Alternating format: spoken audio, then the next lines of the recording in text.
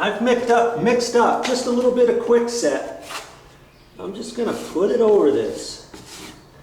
And as I put it over, I want to go over it a few times because every time I go over it, I'm pushing it in to those holes over that. If you didn't think you could bridge over webbing tape that far, think again. You can. It's going to push in a little bit, but when it dries, you'll be able to put more on, you know? I'm just going to keep putting it on. That edge right there is going to be the hardest part of this thing. See, it doesn't want to stick on there very well, does it? Just have to keep trying it here.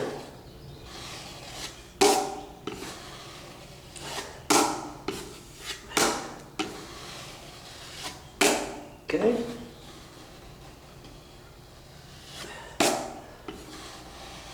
There.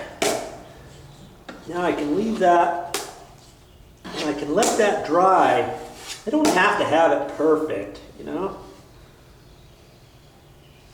I can let that dry a little bit before I put some more on. Then on the next coat, see, the more I play with it, the worse off it gets. So you just want to put on enough and then let it set. Okay, that's good. We'll let that set. I've got 45-minute mud, and this is going to take a while to dry, but then once it dries, I can kind of shave off any high spots or sand off a little bit, and then the next coat will go on that much easier. For a patch such as this, I'll put on a second coat of quickset, and that'll make it way smoother. And then after that, I'll put a coat of all-purpose mud on top of that, and then I've got to let that dry.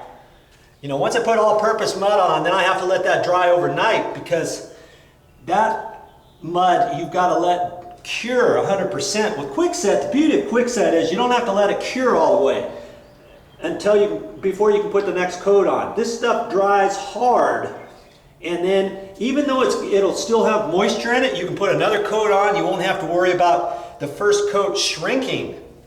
Okay? That's the beauty of this stuff. If I put regular mud on there right there, just now, I'd have to let that dry all day for it to cure properly before I put some more on. Then I have to let that dry all day. Then I have to put another tight skim coat on and let that dry before I sand it.